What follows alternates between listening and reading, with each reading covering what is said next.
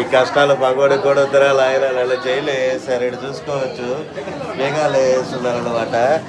ఇన్ని సంవత్సరాలు మాట కష్టం అంతా గాల్లో కలిసిపోయింది. బ్యాంకులో వచ్చి ఇరకపోయి ఉన్నాను. ఇది చూసుకోవచ్చు. అంటే క్రౌడ్ అలా ఉందన్నమాట. నేను మామూలుగా చెప్పట్లేదు, క్రౌడ్ అయితే ఊపిరాడట్లేదు, ప్రాణం పోయేలాగా ఉంది. ఇంకా మామూలు జనాల పరిస్థితి మీరు అర్థం చేసుకోవచ్చు. బ్యాంకులో ఏంటంటే ఈ బ్యాంక్ నుంచి 4 బ్యాంకులుగా మెర్జ్ చేశారనమాట. నార్మల్గా బ్యాంకింగ్ ఆర్బీఐ రూల్స్ ప్రకారం కస్టమర్లకు ఇబ్బంది లేకుండా వాళ్ళే ఆటోమేటిక్గా ఆన్లైన్లో చేసుకునే సిస్టమ్ ఇవ్వాలి. డ్యూ టు గవర్నమెంట్ బ్యాంక్స్ అవ్వడం వల్ల ప్రజలైతే నానా ఇబ్బందులు అయితే పడుతున్నారు. నేనైతే చెప్పలేకపోతున్నాను, మీరు చూసుకోవచ్చు. ఇప్పుడు వీళ్ళు బేగాలు అయితే వేశారు. వీళ్ళు అయితే ఈయన జైల్లో ఉన్నాడు, తిహార్ జైల్లో. ఈ పక్కన చూసుకో చూడు, ఇది పరిస్థితి. అక్కడైతే చూసుకోవచ్చు. కరెంటు కూడా లేదు. కరెంటు 24/7 అన్నారు. ఇక్కడ కరెంటు కూడా లేదు.